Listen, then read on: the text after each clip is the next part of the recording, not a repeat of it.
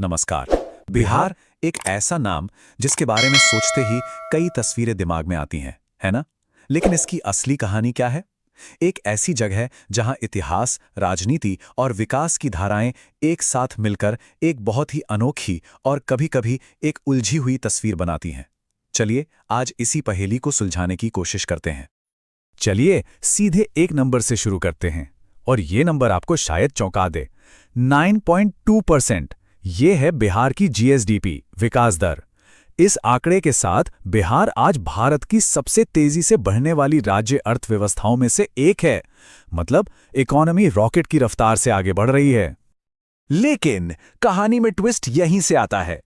इस जबरदस्त ग्रोथ के बावजूद बिहार में प्रति व्यक्ति जीएसडीपी यानी एक आम इंसान की औसत सालाना कमाई सिर्फ 54,383 रुपए है। अब आप सोचिए, ये पूरे देश के औसत का महज 30% है। तो सवाल ये उठता है कि इतनी तेज रफ्तार के बाद भी ये पैसा आखिर जा कहां रहा है?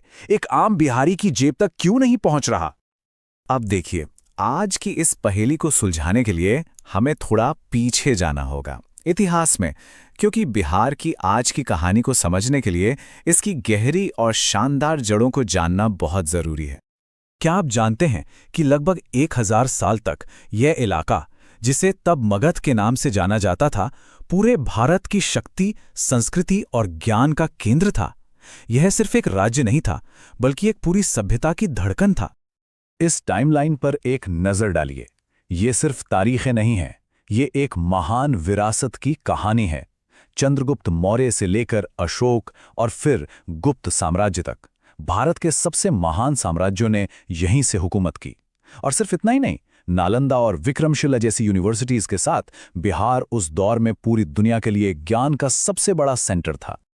और कमाल की बात तो यह है कि बिहार शासन प्रशासन में भी एक पायनियर था। वैशाली में लिच्छवियों ने दुनिया के सबसे शुरुआती गणतंत्रों में से एक की नींव रखी थी। मतलब डेमोक्रेसी की जड़ें बिहार की मिट्टी में बहुत बहुत पुरानी हैं। चलिए इतिहास से आगे बढ़कर अब उस सांस्कृतिक ताने बाने को देखते हैं जो आज भी इस राज्य और यहाँ के लोगों की पहचान को परिभाषित करता है। बिहार की संस्कृति को आप एक नहीं बल्कि 3 अलग-अलग सांस्कृतिक रंगों का गुलदस्ता समझ सकते हैं। मगध, मिथिला और भोजपुर। हर इलाके की अपनी बोली है, अपने रीति रिवाज हैं और अपनी एक खास पहचान है, जो सब मिलकर बिहार को इतना विविध और समृद्ध बनाते हैं। और इन सभी रंगों को एक साथ पिरोता है छठ महापर्व। ये सिर्फ एक त्योहार नहीं है, ये बिहारी पहचान और अस्मिता का सबसे बड़ा प्रतीक है, जिसे आज बिहार के लोग दुनिया के कोने कोने में मनाते हैं। डूबते और फिर उगते सूरज की पूजा, ये उम्मीद और रिजिलियंस की एक अद्भुत मिसाल है। लेकिन इस सुनहरी तस्वीर के बीच कवि नागार्जुन की ये पंक्तियां हमें सोचने पर मजबूर करती हैं। ये हमें उस शानदार अतीत से आज के मुश्किल संघर्षों की तरफ ले आती हैं। आखिर वो क्या हुआ कि ये सुनहरा इतिहास धुंधलाने लगा? और यहीं से हम उस मुद्दे पर आते हैं जिसके बिना बिहार को समझना नामुमकिन है। यहाँ की राजनीति और समाज का संघर्ष। बिहार की विकास की चुनौतियों की जड़ें यहीं छिपी हैं, खासतौर पर जाति के समीकरण में। देखिए, सच तो यह है कि सदियों तक बिहार में सत्ता और जमीन कुछ ही ऊंची जातियों के हाथ में सिमटी रही और इसी वजह से समाज में एक बहुत गहरी खाई बनती चली गई। पर फिर 20वीं सदी के उत्तरार्ध में एक बड़ा बदलाव आया, एक सामाजिक क्रांति हुई। सामाजिक न्याय के आंदोलन ने राजनीति के सारे समीकरण ही पलट दिए। सत्ता का केंद्र ऊंची जातियों से खिसककर पिछड़ी जातियों, खासकर ओबीसी के हाथों में आ गया और इस बदलाव ने बिहार की राजनीति की दिशा ही बदल दी। तो असल में उस दौर में बिहार में एक नहीं बल्कि 2 लड़ाइयां एक साथ चल रही थीं। एक तरफ राजनीतिक हक के लिए अघड़ी और पिछड़ी जातियों में संघर्ष था, तो दूसरी तरफ जमीन और संसाधनों पर हक के लिए भूमिहीनों और जमींदारों के बीच एक सामाजिक आर्थिक लड़ाई थी। तो ये तो हुई इतिहास और राजनीति की बात। चलिए अब इन सब बातों को ध्यान में रखते हुए लौटकर आज के बिहार को देखते हैं कि आज की जमीनी हकीकत क्या है।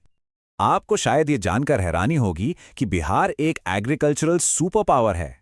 मखाना को ही ले लीजिए, दुनिया का 90% मखाना बिहार से आता है। सोचिए जरा, इसके अलावा लीची के उत्पादन में ये देश में नंबर 1 है और सब्जियों में भी टॉप राज्यों में शामिल है। लेकिन अब देखिए एक और दिलचस्प विरोधाभास। खेती में इतनी ताकत होने के बावजूद बिहार की अर्थव्यवस्था का सबसे बड़ा इंजन लगभग 57% सर्विस सेक्टर है, और इंडस्ट्री वो अभी भी काफी पीछे है, सिर्फ 17% पर। तो साफ है कि इंडस्ट्री बिहार की एक कमजोर कड़ी रही है, लेकिन इस खाई को पाटने के लिए अब जोर शोर से काम हो रहा है। राज्य में 1.36 लाख करोड़ के बड़े बड़े इंफ्रास्ट्रक्चर प्रोजेक्ट्स चल रहे हैं और बिजली की सप्लाई भी पहले से कहीं बेहतर हुई है। और ऐसी ही एक पहेली हमें शिक्षा के मैदान में भी दिखती है। एक तरफ बहुत अच्छी खबर है कि स्कूलों में लड़कियों की संख्या तेजी से बढ़ी है, लाखों नए टीचर भर्ती हुए हैं, लेकिन दूसरी तरफ एक बड़ी चुनौती ये है कि इस पढ़ी लिखी पीढ़ी के लिए राज्य में अच्छी रेगुलर सैलरी वाली नौकरियां अभी भी बहुत कम हैं। तो इन सब बातों को जोड़कर देखें, इसका शानदार इतिहास, इसका जटिल समाज, इसकी संघर्ष भरी राजनीति और आज की आर्थिक हकीकत, तो बिहार के भविष्य की तस्वीर आखिर कैसी बनती है? तो बात सीधी है, बिहार आज एक बहुत ही अहम मोड़ पर खड़ा है। एक तरफ उसकी जबरदस्त आर्थिक रफ्तार है और दूसरी तरफ इतिहास का बोझ और पुरानी सामाजिक दरारें। इन दो ताकतों के बीच का संघर्ष ही बिहार का भविष्य तय करेगा। और यहीं पर हम आपको एक बड़े सवाल के साथ छोड़े जाते हैं। क्या बिहार की ये जो तेज आर्थिक रफ्तार है, ये इतनी ताकतवर साबित होगी कि वो इतिहास के गहरे सामाजिक बंटवारे को पाट सके? और क्या ये रफ्तार बिहार के हर नागरिक के लिए बराबरी और विकास पर आधारित एक नया भविष्य बना पाएगी?